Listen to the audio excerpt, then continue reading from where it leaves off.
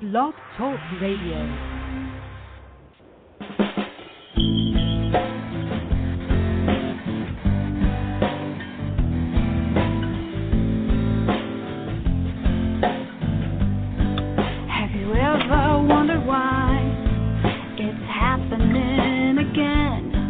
Welcome to Mind Shifters Radio with your co-host, the Forgiveness Doctor, Dr. Michael Ryce, and his wife Jeanie. Michael and Jeanie share with you the wisdom of the ancient Aramaic internal process of forgiveness.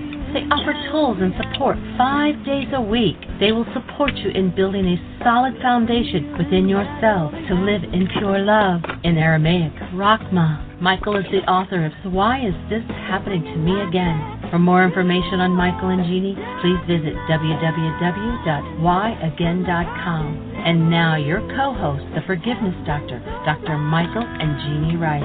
To the brightness within you, and the truth that is rooted within me. Hi, and welcome to Mind Shifters Radio with the Forgiveness Doctor, Dr. Michael Ryce. Our call-in number is 646-200-4169. Press 1, and that puts you in queue to speak to us. We would love to hear your comments and questions.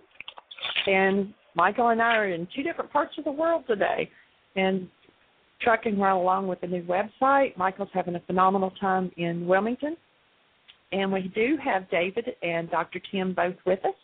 So, Michael, welcome to the show. And I'll send you a text here in a minute with the information you needed. Thank you, sweetie, and welcome everybody to the show. Glad to have everybody with us, and as usual, we have an invitation. The invitation is to be one of those who chooses to live a true human life, and in so doing, contribute to the end of war on planet Earth, of creating a planet where human life is safe to express, to exist, instead of the attack formation that comes with a non-human life. When we function out of that old carbon-based memory system and our generational power person issues show up, what happens is people tend to go to war, whether it's a verbal war, an emotional war, or, the physical killing of others. It happens because we refuse to do our own inner work. And, if we've made a commitment to ourselves to do that inner work and we've broken that commitment, it's time to start once again and remake the commitment and do what you committed to yourself to do. And that is to live a life without hostility and fear. Not an easy project. Definitely takes work. And if you don't do that work, then you can be guaranteed that your power person is who's going to run your life, and we're looking to change that game because power persons have gone to war with their children and with others for too long, too often, too much. And so our invitation is that you engage in the forgiveness process, that every time you're in hostility or fear, instead of turning a nasty word or a nasty eye or a nasty action toward another, you stop and go, here I am again.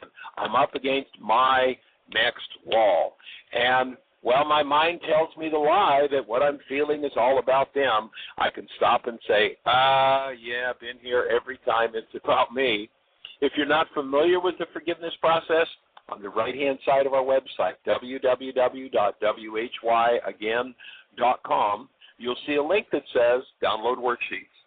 And under that link, you'll see the first 7 links are the whole story of forgiveness from the ancient Aramaic.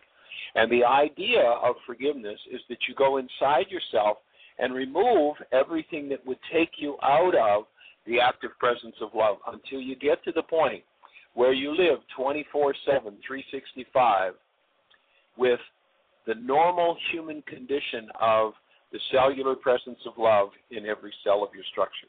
So that's what we're here to support you in. That's what our work is about. Welcome, David. Welcome, Dr. Tim. Glad you're both here. How do each of you gentlemen be doing today? Beautifully, Doing thank you. Hi, David. Hi, Tim. How are you doing? Good. What's happening in Heartland? Well, it's a little over 95 degrees, depending on where you're standing. Humidity is pretty high, and we're eliminating a lot of toxins in our body and in our mind, and so it's going really well. The group is listening in at another location. I'm doing some other little activities, and It's going really well. I think it's going, this intensive that's coming up, from my projection and perception of it, is the people that are going to attend are going to receive,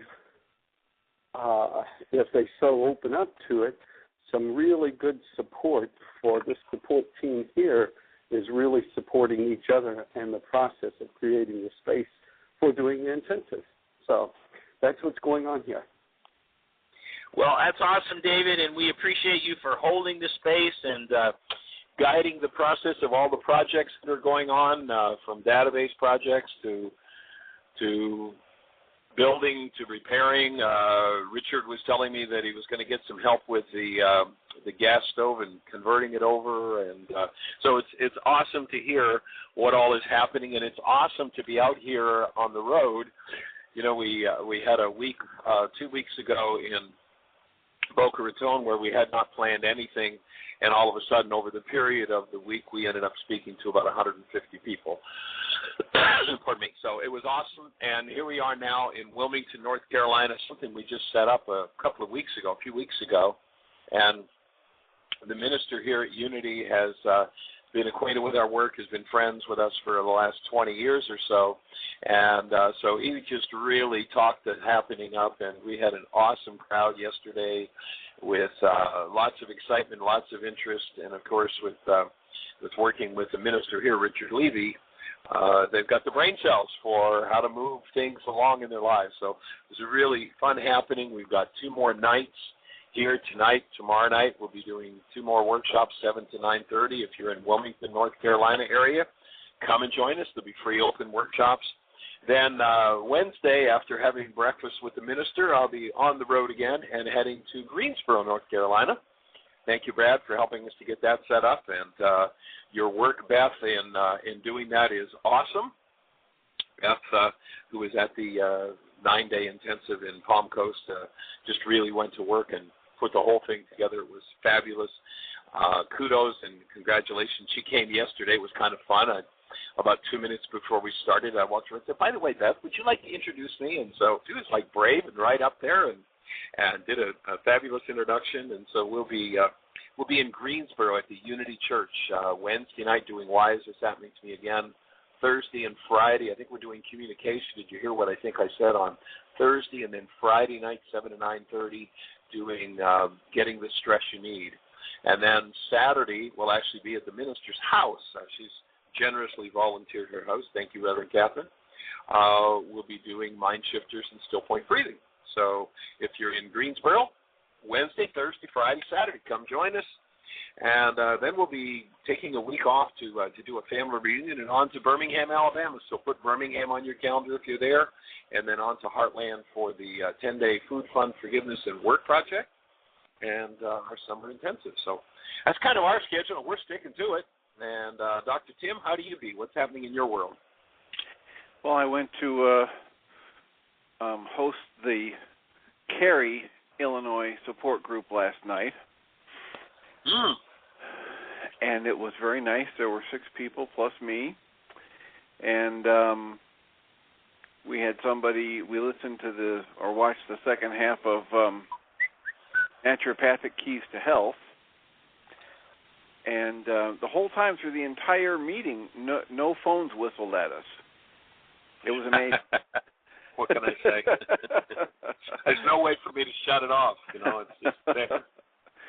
Well, we had somebody then who volunteered to do a worksheet, and I got her permission through an email just now to share part of the worksheet process. She started out, and she was very faithful in attending the Mind Shifters meetings about a year ago and for a couple of years before that. So she got a lot of work done and really found it beneficial.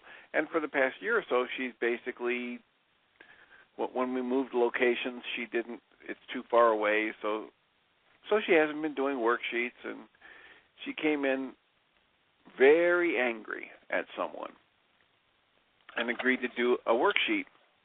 And so she was talking about how She knows she needs to do something because she's got shoulder pain and she's got hip pain and all of these things are going wrong, and she's really, really angry about this person. And the thing she was angry about was the person was not respecting this member's daughter and others, but primarily her daughter. So when she went through the process and figured out that her goal was for this person to treat others with respect and to treat her daughter with respect, and canceled that goal and asked for help in seeing the hidden parts of her mind, she was shown some images of herself in a previous marriage, and then when she did a scan and tried to figure out what she was feeling, she felt sad and drained. So she went from anger to sad and drained, and in the process we discovered a minimum of 3 other worksheets that she can do. And of course, she was well aware that as she began to look at that previous marriage and the difficulties there, it might hold a wealth of other worksheets. And as we were asking other people if they had questions or comments at the end of the worksheet process, she noticed that her shoulder was already less comfortable. I mean, more comfortable, had less pain in just minutes from completing the worksheet. So awesome. It was very powerful, and there was another story that was told after the group to me in private. I've asked for permission to share it, and I'm waiting for permission, but it's another story of how we carry things energetically without realizing it. And a very powerful story that I'm hoping we'll get to share in the next few days on the show here. Cool. So it's just a pleasure to be on the team and to be working with people and to be able to support Dave and Carrie when they were both out of town for this support group. And a wonderful evening. Cool. Well, one of my thoughts would be another direction she could take that in is, with knowing this work, she knows the effect of anger on her own tissue structure. She might do some worksheets on not supporting herself. If there's a projection aspect of that, and once you know what anger does to the body, to the whole energy system, any self-respecting person is going to say, thanks, I'll pass on the anger, I'm going to get rid of this. And of course, anger being a drug, as soon as she lets go of it, what's next? There's the sadness, there's the pain, and always recognizing that our angers are drugs, and when we keep the commitment to ourselves to undrug ourselves and give the drug up, then things change. Cool. That's awesome. Yep, a very, very nice evening. Fabulous. Well, I've gotten reports from... Yes, I hear that loud and clear. I've gotten reports from the southeast coast of Florida where there are now about a half a dozen support groups meeting, and talked with one young lady who was at the workshops last week, and she's getting ready to start another one still a little further up the coast in Jupiter. So we're going to have support groups all the way from Jupiter to Miami that people will be able to go to, and most of them within driving distance that they can go to 2 or 3 a week if they want. So that's pretty fabulous happening too. Wonderful. Yeah. Yeah, people often say to me, well, geez, Michael, here you are, you've been on the road for 10 months, you're driving all over the country, you're back and forth to Florida, you're going to drive to California next year. It's like, doesn't that get old? It's like, not in the least when I watch the kinds of changes that happen in people's lives when they actually apply the tools. In fact, I compare myself, or I think of, someone, for instance, like Paul, who, ends up being hung upside down on a cross for teaching the work of Yeshua. And I say, and here I have all these comforts, I can get a glass of water anytime I want. I can stop and get a meal just about anywhere I want. I have the privilege of having this vehicle. I don't have to ride on a donkey or walk for miles and miles and miles in hot desert heat. And I usually have a very comfortable place to lay my head and sleep for the night. I have an awesome woman that I'm sharing this whole process with. There's so many upsides to it. And And yes, there are easier ways to do life than being on the road for 10 months at a time and being in a different city every week, or as with this week, we're going to be in 2 cities. But when I look at the small, tiny cost that there is to me and watch the impact and the effect on thousands of lives, it's like, it's easy. It's an awesome opportunity to do that. So thank you both for being on the team. So, Jeanie, do we have any callers or anything happening in the chat room? We definitely appreciate everybody's input and support in asking questions about the process of forgiveness and, the willingness, the courage to share oftentimes very intimate personal process as people step forward, pick up the phone, call the show, and share their heart. And it's just so awesome to have that happen, and we acknowledge each of you. And, of course, our calling number is 646-200-4169. And I just ask if you're with a question, if you and I or you and Dr. Tim or you and David were sitting in the same room hearing this conversation, what would your question be? And we invite you to step up and have the courage to ask that question and see if we can support you. Caller. Oh, go for it. Let's go for it, sweetie.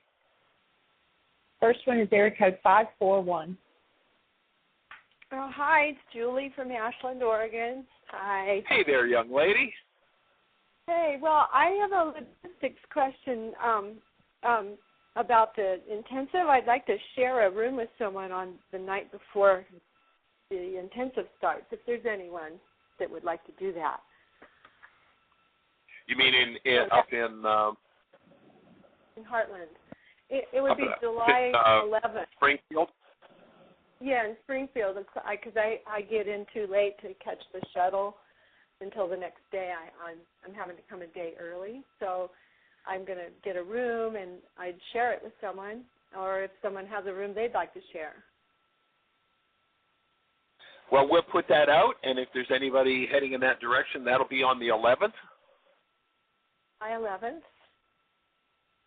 Cool. And, well, I'm delighted you're coming. And we'll do our best to find somebody who will share that space with you. Thank you. That'd be great. Yeah, I've been going through tons of fear and trepidation and everything. I'm so scared, but I'm not going to give up. I'm going to come, and that's it, because I'm going to resurrect my life. That's what I'm looking at it as, resurrection. Awesome. So. Well, you have our support in working through the fear, and, it's really common when people make the choice to come and do a piece of work like Heartland or even a Still Point session. It's very common for everything to start to move, everything to be up in their face. I know, and maybe Julie's on the line. She could share this, but I know that over the years when Julie was in Dayton, I used to go there quite often. And Julie might not even know that I was coming. That is, I hadn't been in touch with her to say I'm on my way. But 4 or 5 days before I'd get there, Julie would call and say, Michael, are you coming here? Are you on your way? I've heard from 4 people whose stuff is coming up. So that's just kind of part of the process, and you're right on track. So I knew I had it in there, and that's why I wanted to do the intensives. But now it's really showing itself, and it's like, I have to remove this. I have to. I can't. My life will only get worse if I don't,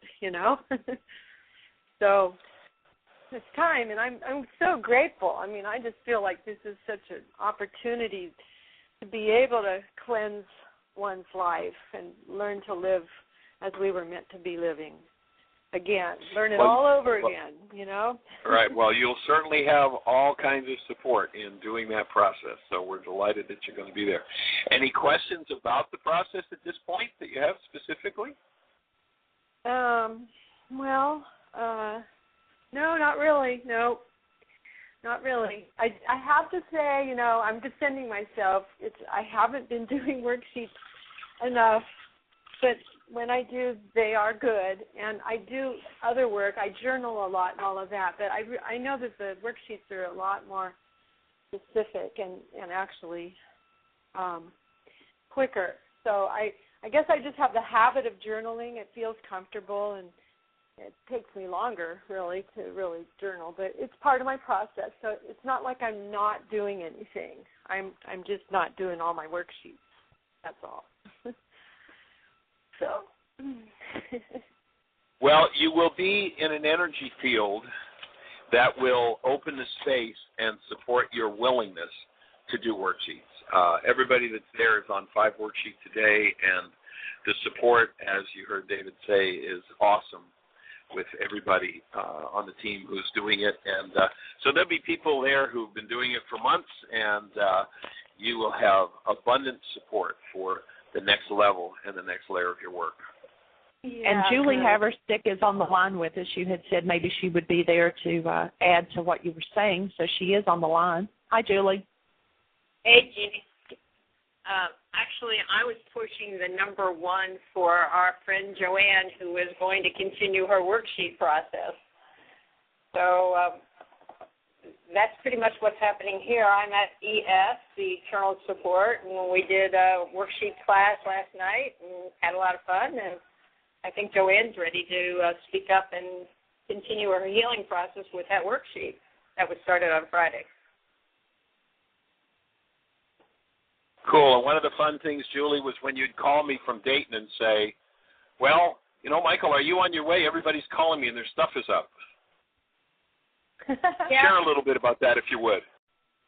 Well, over the years, actually, whenever Debbie, Kim, and I would sign up, or anybody else that was connected with myself would sign up for a intensive, it just seemed like everybody knew, certainly God knew, and everybody's stuff was up. So it seemed like by making that commitment to you, we were jingled. And so, yes, that was absolutely the truth. You know, once we made the commitment to come, it seemed like everybody said, okay, well, we know you're coming, and so we're going to trigger you a little bit more so you can start doing your worksheets a little bit more intensely.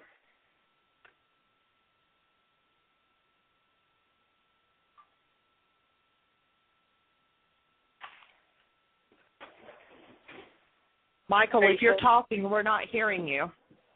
Oh, yeah, you're right. Somebody shut off that phone. Michael? Good. I'm not sure where he just disappeared to. He is still showing up online. Uh-huh.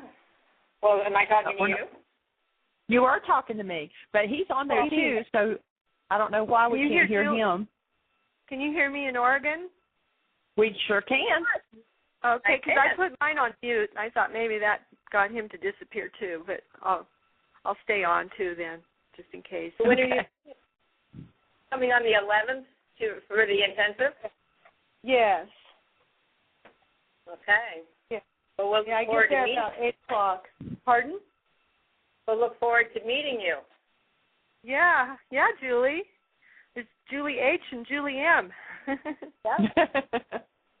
It's going to be good. It's going to be a good group. Actually, the people that and I'm I'm back again. Okay, the people I'm staying with at High I'm back again. Okay, we were just talking. Yeah, my phone went a little funky on me, and I couldn't get it to unmute. The keypad disappeared. So I'll be back. All right. So shall we continue with Joanne? Yeah, I'll go away. I'm good. You guys can talk. Okay, blessings. Lots of love. We'll see you in a few weeks, Julie. Okay, bye-bye. Okay, bye. Hello, Michael and Jeanie. It's Joanne. Well, hey there, young lady. Hi. Good to hear your sweet voice. Thank you. It's good to be here. And, of course, we are here at ES, and as Julie said, so we have, would you guys like to say hello? Hello. Hello. Hello. Hello. Okay, so the whole crew. Yes, the whole whole crew is here. The gang's all here. So, and before it slips my mind again, I think that Mary had a birthday, didn't she? yeah. Happy birthday.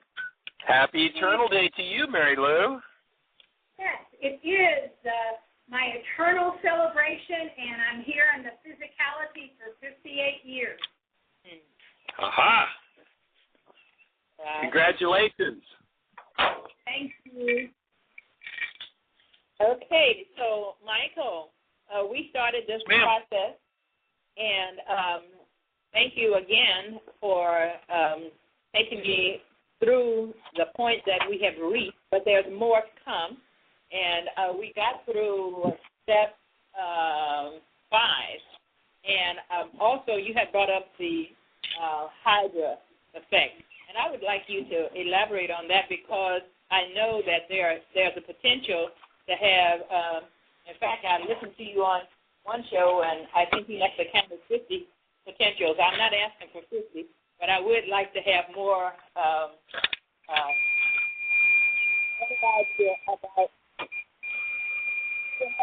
Okay.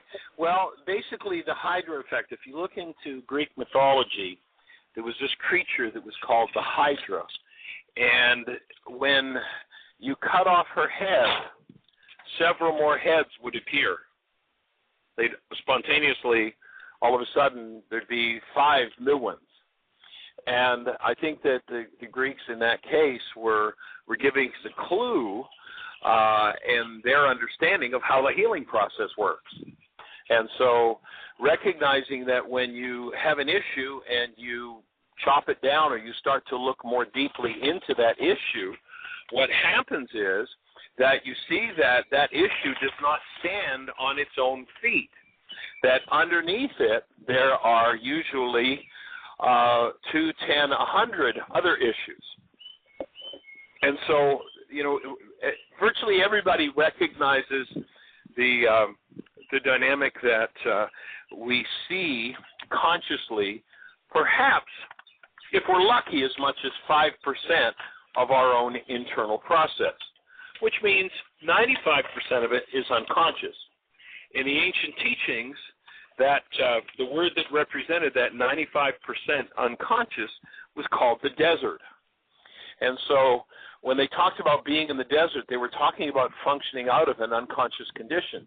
And when you think about 95% of your process being unconscious, if you're only aware of 5 and what your mind is serving up to you, pardon me, is some form of pain or fear, then you realize, gee, there's really some work to be done, because if 5% has this much trauma, what does the other 95% hold? And the other 95% is invisible until you start dismantling the projections that the mind is showing us. Because whenever we're in some form of hostility or fear, the mind is taking internal data and making pictures of somebody else out of it. And it's making pictures out of the 95%. The 5% is a projection. I mean, and I say this, that 100% of the time that you're in hostility or fear, your mind is showing you a false picture out of the desert and taking your painful content and making it look like somebody else. And so when you cancel the goal, you collapse that projection, and that's what starts to crack open and show you the dissociated states. And so as you do that, you get to look at deeper and deeper hidden parts of your mind. And each worksheet that you'll do, that you'll be courageous enough to do, will take you into ultimately where you're cleansing and cleaning up your genetics. And that's where we really want to go. We want to get people to the level of skill where they can literally decode what's going on within their own genetic structure and remove what never belonged. What never belonged? Hostility and fear. Hostility and fear is just a signal that there's a part of my mind that I'm not dealing with. There's a part of my mind that's hidden here, and I want to get to that part of my mind. And the obvious result, when you understand how the mind works, is the Hydra effect. The hidden part is going to come out of hiding. The unknown will be made known. And what most people do when they start to experience that Hydra effect, it's like, oh my God, you're kidding. I can't believe that's going on inside of me. I never had any idea that I felt that way or thought that way or was holding that sort of thing. And so that's, in essence, the Hydra effect. Does that kind of cover what you wanted to hear, or is there more information or another direction you wanted to go with that question? Well, thank you for what you've already shared. And at this point, I'm not sure you could go in any direction, and it would be helpful probably.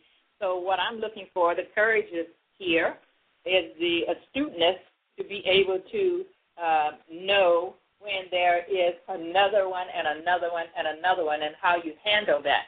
I heard you say last week that when you made a comment that something I said was another worksheet, which I could understand that, but you went to number 3 as opposed to number 1, and so you might just elaborate on, because I've done more than one worksheet on one, excuse me a moment, I've done more than one worksheet on one issue, but I started with number 1 and went through. So I'd like to know what is the most effective way, or does it matter? If I started out and it could be a person, and let's say the same person, there's more than one issue regarding that condition or situation, or it could be a second one with my feeling as opposed to the person. I'm just looking for the ways, since this is all still fairly new to me. Well, let me share when I'm doing a worksheet what I do. I always have, when I'm doing a worksheet, at least a dozen blanks in my hand. And so I'm doing a worksheet on, pick an issue, anything. I talk to my brother, cancel the thought, and my brother yells at me. And so I start with my brother, number 1A, and he yelled at me. I feel angry and hurt. So once I say I feel angry and hurt, I've now got 2 worksheets. Okay. So I'm going to take one of those, whichever one's most in my face, if it's anger or hurt, that'll be my primary worksheet. Then I'm going to flip down to one of the blank worksheets, and I'm going to put in number 1C. I'm talking about the 7-step worksheet. That's the one we work with on the show. So if you haven't got a copy of the 7-step, in order to follow us, you might want to dig out a copy of the 7-step worksheet, because that's where we're going to go with it. I have that here now, okay. The 7-step worksheet. Okay, so then I'm going to take the feeling of hurt. I'm going to flip to one of my blank worksheets, and I'm going to put hurt in number 1C. 1C. Yep. And then I'm going to fill in that this is about my brother, so I'm going to do number 1A. Okay. And then I'm going to fill in 1B, and he yelled at me. So I've laid out the essence of a second worksheet now. Okay. Then I'm going to go back to my primary worksheet where I've got anger as the feeling I'm going to deal with. Okay. And I'm going to go through and I'm going to look at, well, what thought in this situation with my brother, in order for my physiology to produce anger, what thought am I thinking? And so the thought might be, well, he's threatening me. Okay. So then I'm going to put the thought threat, he's threatening me. So the thing that causes inside of me anger to surface is my thought that he's threatening me. Okay. Now, at the same time as I do that, I might have the insight on the second worksheet that I'm doing and realize that the reason I'm concerned about this being threatened is because the last time he threatened me, I was physically damaged. He canceled the thoughts. Never happened, fortunately, with my brother. We have a great relationship. But let's say the last time I had this thought that he was threatening and I was in anger, he punched me in the nose. Okay, so we're on the second worksheet. I want to clarify. Can you hear me, Michael? I want to be sure. Okay, are we on the second worksheet where he punched me, or did he punch me on the first sentence? I want to be sure I'm with you here. Okay. So on the primary worksheet, I've marked down that I'm feeling threatened. Right, got that. So I'm now in touch with the thought in me with which I cause my physiology to produce anger. Okay. Okay? And then I might have the insight at the same time that the reason I feel threatened is because the last time this happened, he punched me in the nose. And then I tap into, okay, so there's where my hurt comes from. So then I'll flick back to the second worksheet where I've got hurt. And what's the thought that causes my hurt? Well, I have this physically unresolved energy in my structure of the pain that I experienced when he punched me in the nose. Okay. So on that second worksheet, I'm going to mark that. Well, I realize I've got some residual energy, and I want to process out this energy. You know, when something impacts your structure, your energy system, it's absorbed by the tissue level. And if it's an abnormal, if it's an energy that doesn't belong in the tissue structure, then it's going to create pain. One of the primary things that needs to happen to get rid of that pain is I need to process out that particular energy. So I'm in touch with that, and at the same time, I recognize that I have fear that I'm going to get punched again. Okay. So now having that, this is the Hydra effect. So now having that insight, I realize that it's time for me to start a third worksheet. And I'm going to go to my third worksheet, and in 1C, I'm going to mark fear. And the thought in me with which I cause my fear is that he's going to hit me again. Okay, hold on. So now I've started a third worksheet. So I started out with being in touch with my anger and my hurt. And now the Hydra effect, when I start looking deeper, I realize that in my dissociated mind, I hold fear. So I've got a third worksheet I'm starting. And in 1C, I'm going to put fear. In 1C, and then I'm going to. Okay. And then on that third worksheet, I'm in touch with what the thought is. He's going to punch me again. So what's my fear about that he's going to punch me? Right. And then I'm going to fill in. And now I'm still on the third worksheet. Okay. And I'm going to fill in number 1A, my brother. And number 1B, he was threatening me. So I'm in the same circumstance, and I've identified 3 different feelings. Okay. Now, Hold up. 3 different feelings, 3 different worksheets. That's a Hydra effect. Okay. Now, being in touch with all of that, I realize that I not only have anger, but I have rage.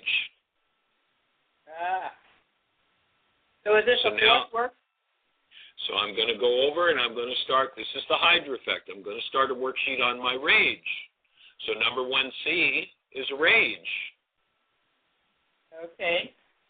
And then I realize that my rage, what's involved in my rage is that I have been, since he hit me, I've been wanting to punch him back.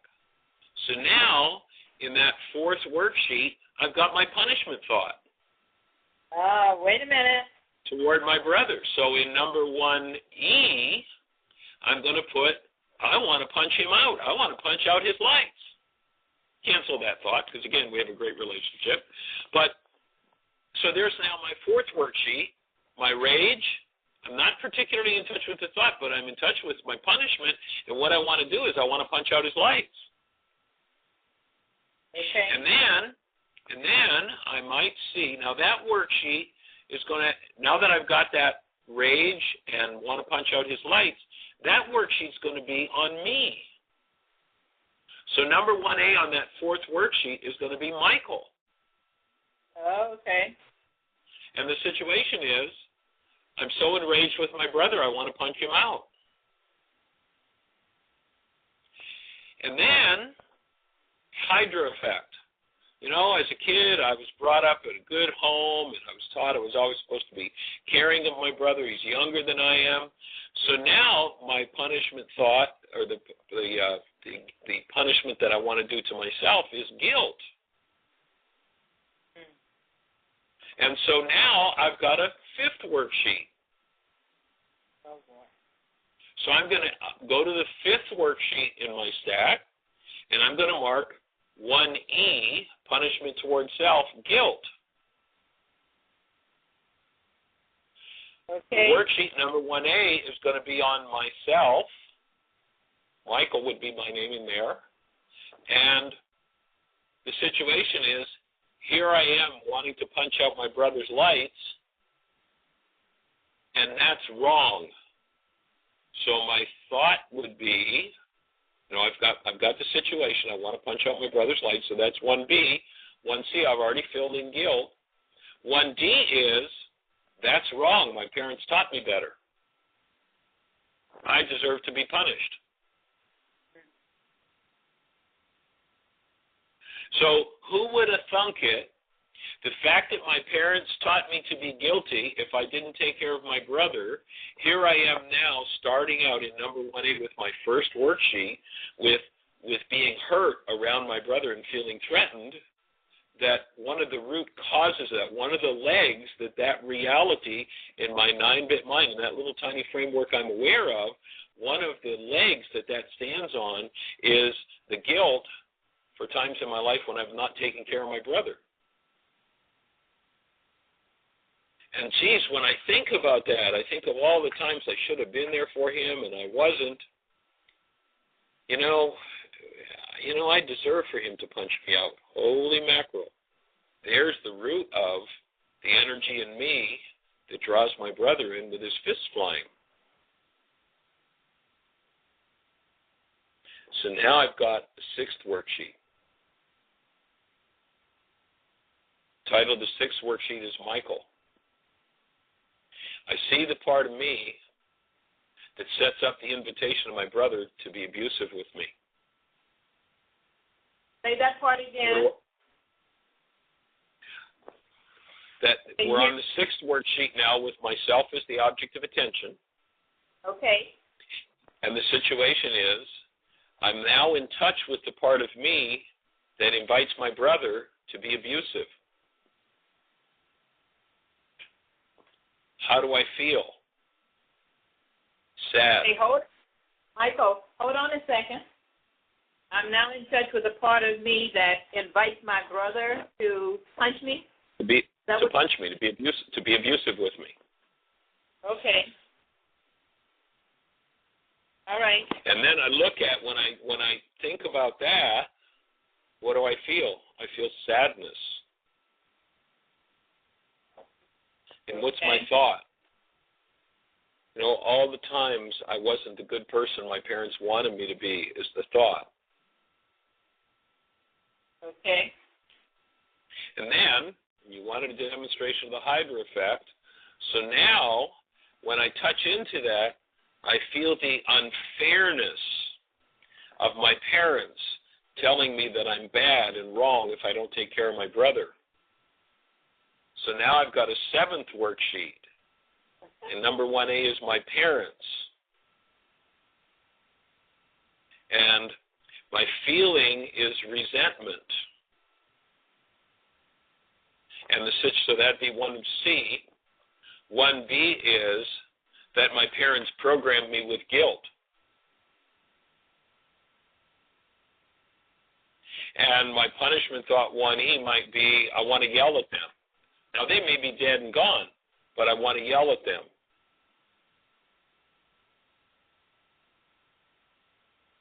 Okay. And what's my punishment thought about that? Well, if I yell at them, I should be going to hell. I'll go to hell.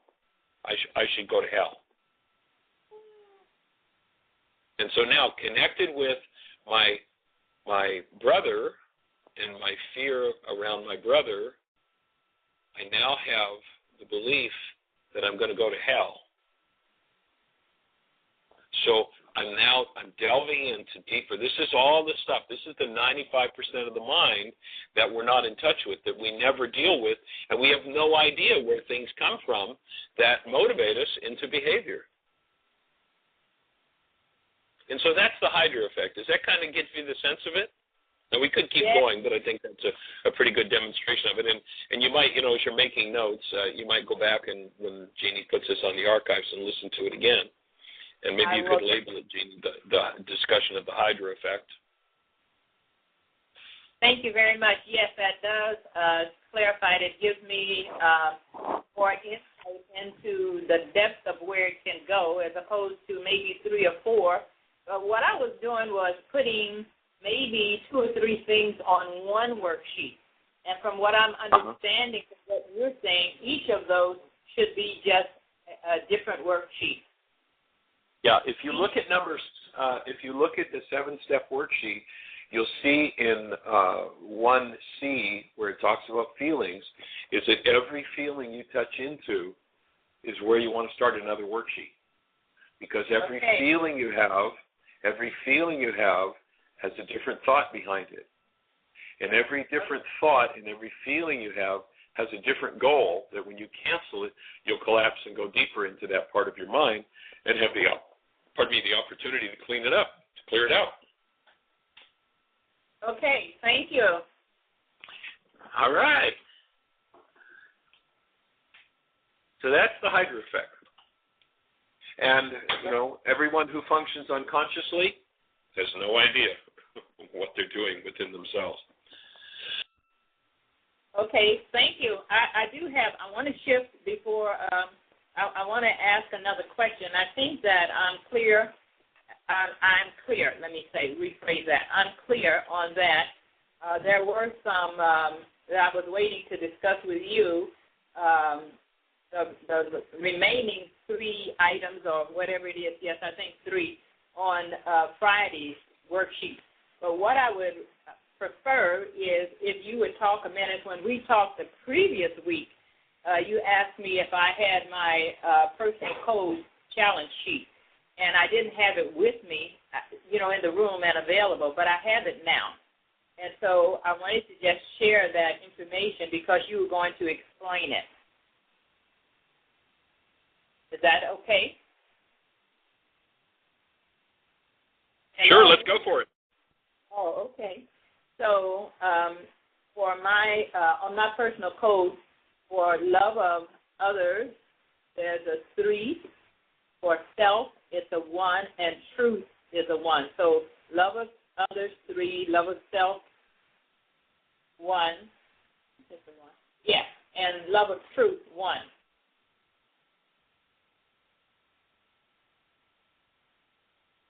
So I wanted you to elaborate on that when the balances and imbalances. Right. Any of those so give me the numbers again. Your love of truth and love of self were number 1s. Yes, that's the thing. Love of truth and love of self is number 1. Love of others is number 2. Okay, so what that would do, when you have a balanced love of self and love of truth, you would tend to see yourself in a fairly balanced way. Your mind would not tend to skew its picture of you. However, it would not. You tend to see yourself in a fairly reasonable and accurate light. Okay. But when you have a higher love of self, a higher love of others than love of truth, the tendency would be to block information about others that would be useful for you to know, for you to have access to. Would you give me an example? an example might be, well, let's go back to the worksheets we've just been doing and the Hydra effect we just demonstrated. So if I had a higher level of others than I did of truth, then where my mind might go when I looked at that situation with my brother and him being abusive, I tend to block that, and I tend to go totally into my file on me and want to be all about self-blame. And if I were to, have a higher level of truth for others, which would be my brother in this case, or pardon me, a higher love of others than of truth, then the tendency would be for me to block information about my brother that would be useful for me to know. So that's how the mind tends to skew things, and why we're looking ultimately for there to be a balance of love of self, love of others, and love of truth. That's a really important and primary concern, is that you get those things balanced so that you see yourself and others accurately rather than skewing things and not seeing accurately. Okay, I have a question. As a mother and grandmother, let's say that, and I was a divorcee with 3 children and was working 2 jobs and going to school and had 3 kids. So I'm wanting to look at this like the things that I did for the kids, I sometimes did not feel appreciated, particularly for all of the hours and energy and et cetera that it took. So I clarify this, my feeling of not being appreciated by them, it was always the only way that they've ever known me, so it was nothing maybe unusual or different, and they were polite and well, but some part of me felt unappreciated. I didn't know this until I had a dream. So the dream was telling me something. How can we put this in the context of what we're talking about? Well, if you look at the worksheet that you were doing the other day, how much of a factor, when you were feeling everything that you were feeling around your conversation with David, how much of a factor was there in not being appreciated for all the effort you've been putting in? That could be something there for sure. Yes, it could be. Could be? Yes, I'll say yes. Thank you for clarifying. Yeah, I think that's a big yes. I think that's a really definitive yes. And so, if you look at a situation that involves another person, and you have some form of hostility or fear around that person, then you know that there's something in your mind that you're dissociated from that would be useful for you to be able to look at. So I would say that, speaking in terms of the Hydra effect, this would be your next worksheet around that, would be with your kids. This is why I have a stack of worksheets with me whenever I do worksheets. So I'd be starting into a worksheet on my kids and not being appreciated, and what's my feeling? Am I sad about not being appreciated? Am I angry about it? What's the feeling that goes with it? And that would be one of the impacts of the worksheet that we did on Friday. Okay, I can see that. Because, if we have a situation that occurs and we can't maintain a state of love, that inability to maintain the state of love is, once again, our work. It's not their work. We hold upset or irritation towards someone else, thinking they're the problem, and the truth is that the root of what I'm feeling is always inside of me. However, what I'll do when I'm in denial and dissociation of that is I won't have a clue that there's any relationship. I'll be in total blockage of truth about that. And so the idea of the work is to come out of blockage of truth and to be able to start to see the underlying issues that we all have that we tend to want to blame somebody else for. You know, I'm in a state of upset or anger or whatever, and I go to somebody else and say, now look at that. Here I am. I'm around you, and I'm all angry, and that's all your fault because you made me angry, rather than stopping and going, why am I projecting the cause of the anger on them when I now know that the only thing that can cause anger in me is that I have anger in me? So to the person who I stand in their face and I want to, my non-being mind wants to blame them, to that person I say now with awareness, I say, wow, had no idea I had this much anger going on. Thank you for showing it to me and giving me the opportunity to forgive it. I know I really need to get rid of this. Okay. All righty. So more, or is that to the personal code? Because that is my process to change my personal code from whatever it was when I came, and primarily love of, well, all of it. But I just think about love of self, others. Well, no, love of self. Yeah, it's love of self. Yeah. Yeah.